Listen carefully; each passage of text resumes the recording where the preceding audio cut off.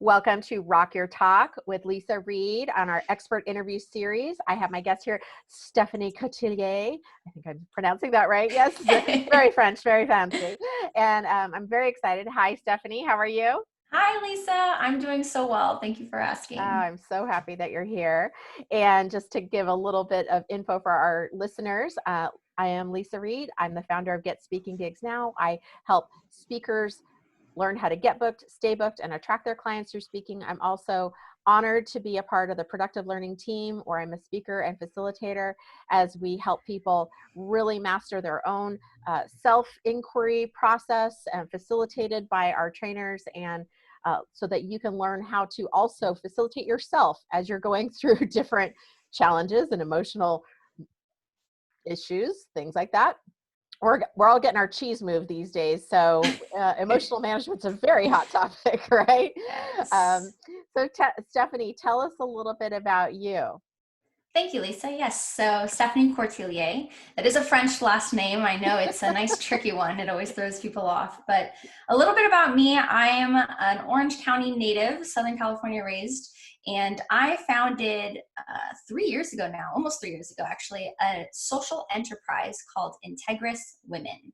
So the heart of it really is a supportive group of heart-centered, growth-minded women who come together and we talk about some pretty difficult topics. So it's being asked and challenged in ways that you most likely aren't getting on a day-to-day level.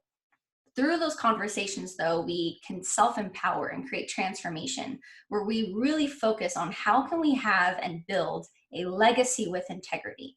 So we do a lot of work locally here in California, but then we also support the social impact piece of my business is an orphanage in Guatemala, where we do a lot around mental health, around upskilling staff and the young teen moms that we're working with in that community. So a lot of different moving components, but the heart of it really is to be of service. Yeah, and I've seen it grow over the years, because I think we met when you were just maybe had just Yeah. started it, and all the pieces that are coming into place and the trips that you guys have taken people on, meaning like to make a big impact in Guatemala, and the heart. And I've heard people's stories when they come back of how touched they are and how life-changing it was to give back and to make those. I've been to Integrous Women before, and I get all the cool things that you guys are doing. So it's a pretty unique way of I would say networking, meaning networking, because you're building a community is also a network, right? But it has Mhm. this different intention behind it, that's the really unique part, I think, of the heart and the social consciousness and awareness around what you're doing is I don't know any other group that's doing that as like you are in this area, so it's pretty cool. Thank you. Congratulations. Yes. Yeah. And I know you have some tips, because this is one of the things you do, about how to build like that thriving community, or like how do you like, oh, maybe a person out there listening has a dream to build their own kind of community. Like what do you recommend people do?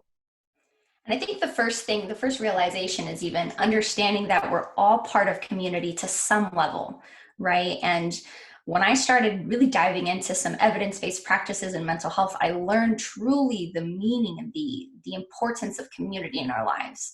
So that's why I thought it'd be important, especially right now in our times of chaos and uncertainty, to really hone in on what is community, but how do we build that so that we can thrive, not only personally, but even professionally. So do you want me to go into my tips? I Yeah, can. let's All hear right. it. I'd love to hear. I'm on the edge of my seat.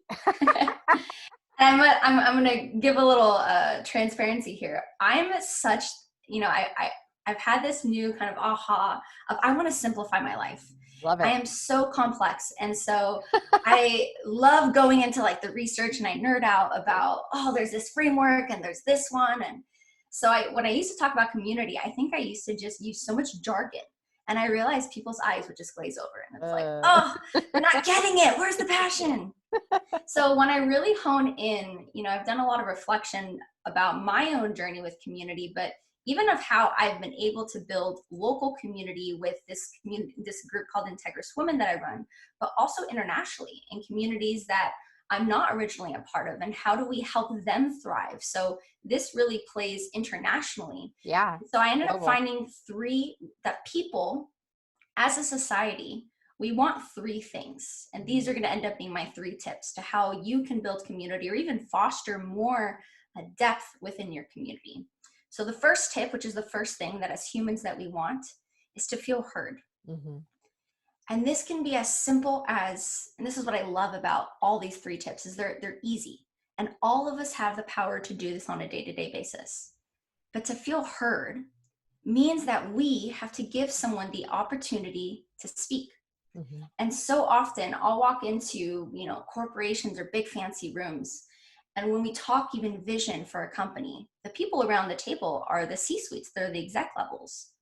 And they never thought to ask, how can I grow my company, to the person who's maybe the entry level, who is the client facing consistently, right? Like they're the ones who know what's really happening. So when we talk about this concept of creating a space for people to feel heard, we first have to identify, do I have the right people around me right now? Am I giving a voice to everyone? Am I creating a space for us to be equals versus I am greater than and you are less than? What I love about what we've done at Integrous Women is this concept of mentoring is almost flipped on its head. So the woman in her 50s who is extremely successful, I'm going to do quotes of success on society levels, she's as humble as a leader, where she's showing up, learning from the 21-year-old who is there thinking they're there to learn from her. Mm-hmm. So there's this mentor-mentee relationship where we create that safe space for people to feel heard. So once again, that's the first tip, letting people feel heard. And we do that through active listening. So when someone's speaking to me, I'm not listening to respond, I'm listening to understand. I get curious. What are they really saying? So to your point with EQ, that comes into play so much when we're in conversations with people. So that's my first tip. I agree with that. And I think I've been noticing how lately that certain individuals are having a challenge with that, as we, currently sheltering in place, and we'll I'm excited to see what comes, how we shift out of that. But because people are so, I'll say, triggered by literally that life or death, like, oh my God, like if this happens, I could die, or my family could die, or my business is dying, or what, like we're really, really, our heightened, triggered, and fear is really heightened for a lot of people. And I feel like what I'm observing at times is, because they're so heightened, they're not willing to hear that other person who has a very different perspective than they do. We've got some polarizing perspectives. And I love, there was there's all these things going on, but it was one about like, whatever that, it was like, if someone believes this, be kind. If someone does this, be kind. If someone does that, be kind. And I thought, oh, that's perfect. Cause it's like, how else we're not all going to agree or see this, what one is supposed to do in the same way. Just like two people don't do the dishes the same way. It's like, and now we're talking about life or death. Like, we're not talking about doing the dishes. We're talking about some very serious things for some people. So I think that listening is so critical. And I also understand when I'm scared about something, is I also forget, and I can forget to listen, to understand, to because I'm so like ready to, fight or flight. And so I love that reminder, because now more than ever, we need those reminders. Yeah, 100%. So, and you're right, it's a reminder. It's an awareness, and it comes, and a lot of times maybe it takes you a whole day to remember, and then eventually it takes you 10 seconds to remember. So it's a practice, and that's the beauty of all of this. So the second tip that I have, and all of these really build on each other. There's no order, they all come together. But so people need to feel heard was the first. The second is people need to feel seen. And this is really where, as a society, we want to feel we belong. always looking for spaces and opportunities to belong. So when we're building community or fostering community, or even looking at the communities we're already involved in, I know the ones that I feel the most loyal and engaged in are the ones that create spaces for me to feel seen. Now, what that looks like is, and I'll just use Integrous Women as an example, is we create opportunities for women to lead, for them to thrive. And it's not opportunities that they're necessarily going, oh, I want to do that, I want to do that. It's, hey, this is going to get you out of your comfort zone. And I love the story. One of them, her name is Vicky, and she's an executive coach. I know Vicky. So you know Vicky, yes, you do. And so I love it because she is so comfortable in corporate environments and coaching, high level execs. That's her thing. That's her like, that's how she's in flow. And when we took Vicky to Guatemala, I remember she had expressed almost this fear of when we were meeting with the staff of the orphanage. She's like, I don't know if I'm going to be able to help. I don't know what this is going to look like. I've never worked in an orphanage or with nonprofits before. And so it was almost like this doubt in her abilities and who she was. But by bringing her outside of her comfort level, what she quickly recognized when we were in those meetings was, wait, this is exactly what I do on a regular basis. It looks different, but we created a space for Vicky to be seen in a whole new way and to be appreciated and loved for what she can bring to the table. Right? So it's even this ability to identify the strengths in an individual. And I've experienced this, and it's kind of hard to describe, but many of us, we can think of, if we think of a person in our lives who every time we're around them and we leave that encounter or meeting, even if it's 10 seconds, and you're like, damn, I feel good. Like, wow, I feel, oh my gosh, I had no idea, right? You're having a slump, and then you just had a coffee with a girlfriend, or it was a quick 10-minute call, but you leave it and you feel like, ooh, you get your like soul shoulders back, you're all excited again. That's the ability to make someone feel seen. And it's what I love within communities is when we foster that, people are unstoppable. Like if you've got people who really believe in you, they see you for your strengths, for the beauty, for your, I like to say, unique brilliance. And when you're surrounded by individuals, not just one, but 10 individuals who see that and then hold you accountable to that, you're unstoppable. Because Absolutely. The only thing in our way is ourselves. So when someone can see that best in me and challenge me to rise to the occasion, and even when, not if, but when I fall, I get picked back up, man, it's beautiful. So the ability to, as humans, we want to feel heard and we want to feel seen. I agree. And it's interesting, as I've been talking to a lot of different women lately, how there's the opposite of like, well, it's not the opposite of being seen, but there's a thing that could stop us. Like, I'm going to wait until, or even like with what we're going through right now, it's like, well, I'm going to wait and see what happens. Well, I'm going to wait and see what other people do. Well, I'm going to wait and see and when you're describing the being seen and being intentional about letting someone else be seen, right? Like, I am going to see you. I see you, I see what you're capable of. And it's almost like, and when I think of it metaphorically, it's like an extending of the hand. Like, I'm going to extend an invitation for you to step up, not in a way of like, it's a challenge, but it's an invitation, like you know what I mean? Yes. And then someone's like, oh, and maybe that person was silently waiting.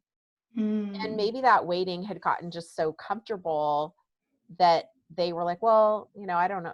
And that waiting can come into the voice of like, well, I'm not sure if I wouldn't really have anything to contribute. And I don't really know. And I'm not that good. And she's better at that. You know what I mean? We have all this like inner chatter. Yeah. So when we can all increase our level of intentionality around extending that hand to that other person to let them be seen, it sounds like, which is what you're doing, and encouraging other people to do that, all of a sudden we're all rising quicker, faster, better, and we're getting to see like what our talents are and things like that. So I just so appreciate your really the intentionality around it.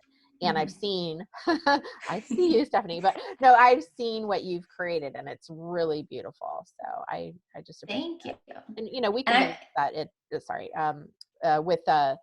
I was just on our very first virtual workshop that we lead, that we've put on for productive learning. And it's this workshop called From Anxiety to Empowerment. And there's like, so, you know, we're getting used to going from in-person to virtual, and we're all seen on there because we're on Zoom. And what was so beautiful is that we have people in Northern California and people in Southern California. And we had last night just a really, you know, powerful class. And by the end, because there was a couple of really deep shares and processes, and people going through some really, you know, tough things, that the person who was just feeling like really at the bottom of kind of just what she was going through, because someone else shared, she was like, oh my gosh, I don't feel alone anymore. I feel seen. I feel heard. I feel understood. Seeing that I'm not the only one, you know, I'm not the only one. And I was like, oh, that's so powerful. And I think that's kind of how we just, sometimes we feel like we're the only one. No one would understand us. But when we engage in, you know, communities like Integrous Women or productive learning, you're like, oh, wow, there's actually people who understand me. There's people who see me there, you know, and then what you're saying is to give it back to them. I love that. And this is why I think I'm so passionate even about mental health, because we live in a world that is hyper connected, but we've never felt so isolated. Mm-hmm. And so there's this really interesting contrast between what we have access to and how we're really feeling inside. So to bring out the best in people and remind them of, as my mom says, she's a spiritual life coach, reminding people who they already are, or who you naturally are, if you will. So bringing that authenticity out.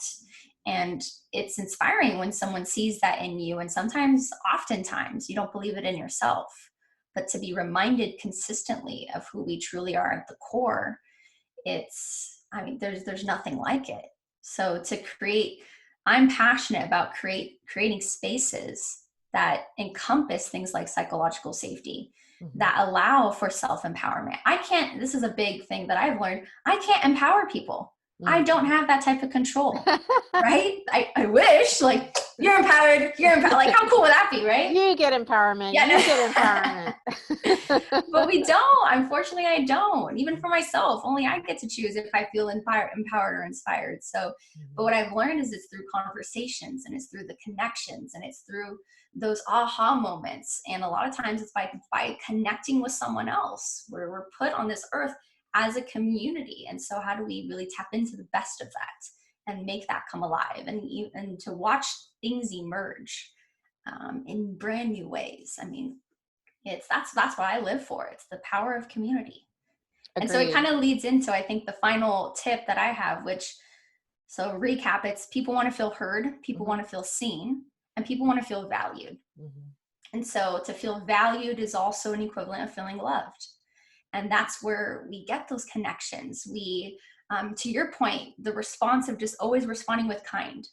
So even things like random acts of kindness. My mom is a master of remembering the little things. Literally, you can tell her, you know, it's your daughter's birthday, and many of us have experienced this. You maybe gave a little tip about, you know, oh, I have a doctor's appointment on Friday, you know, I'm a little nervous for it. And that's just in passing conversation. But to get a text on Friday morning, hey, I hope your doctor's appointment goes well. What? Right? That's pretty cool. It's the little things that, I mean, I don't know if it comes naturally to her, or if she's just writing everything down in a book, but to remember the little things for people and to show up for those little things, it's a compound effect.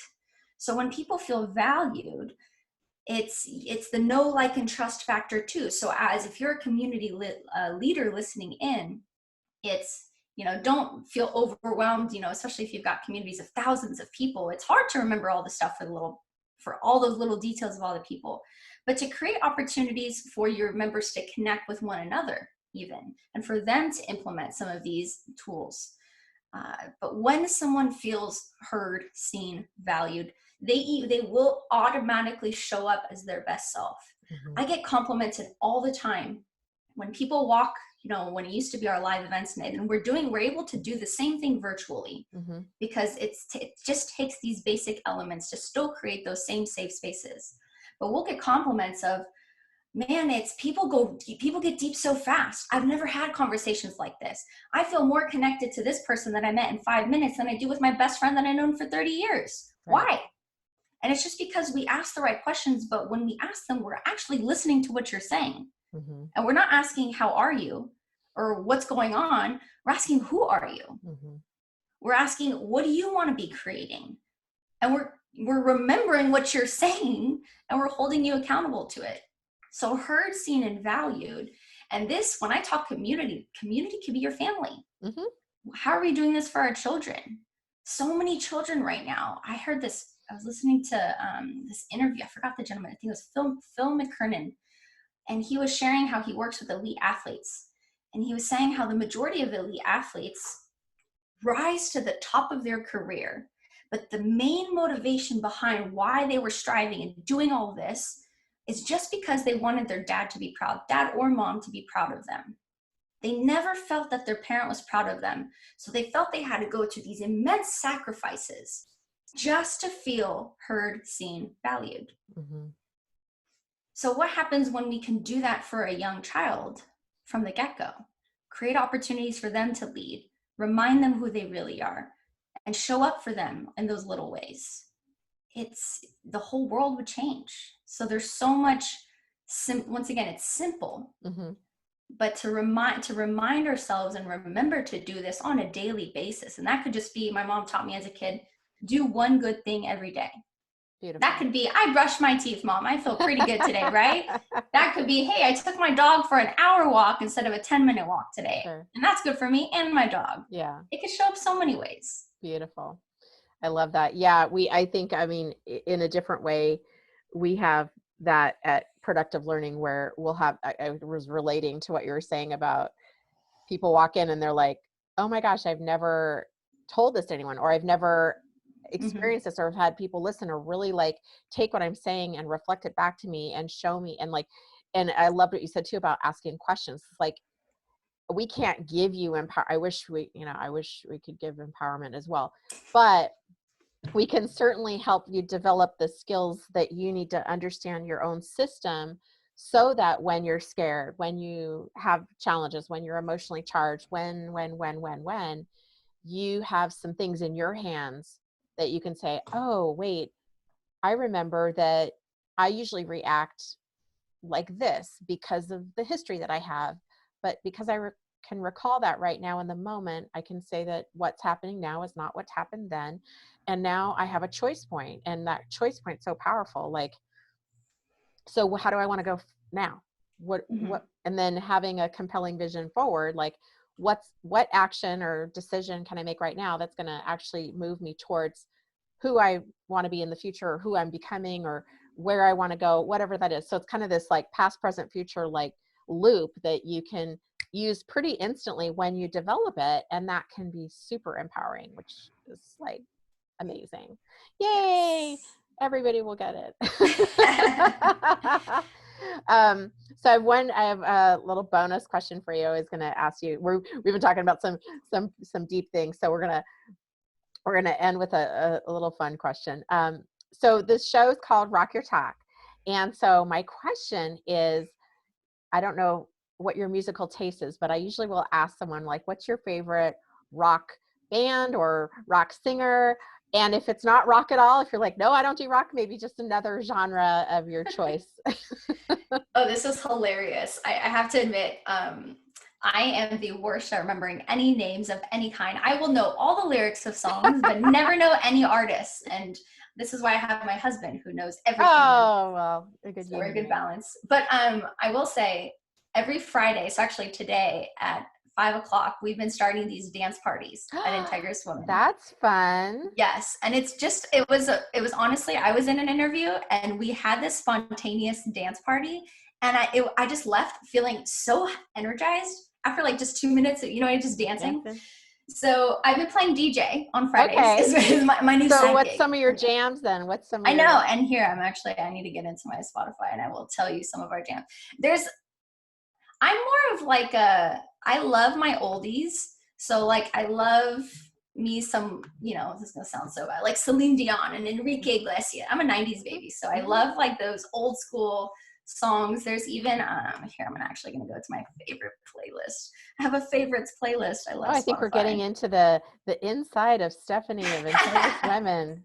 Uh-oh, I know. And show up to our dance parties if you really want to have some fun. Yeah, we're gonna have a cultural dance party where we're gonna play songs from around the world. I love that. But let's see. So let's go to my dance, because this is what I know. Some good songs that I'm obsessed with Higher Love right now by Whitney Houston, the Kygo remix. Loving that.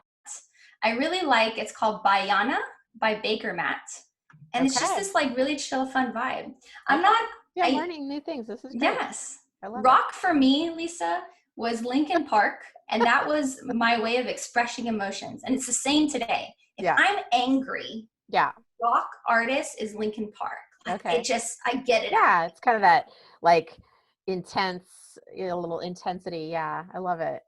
But it's emotional. It's like, it's that angsty teenager, right?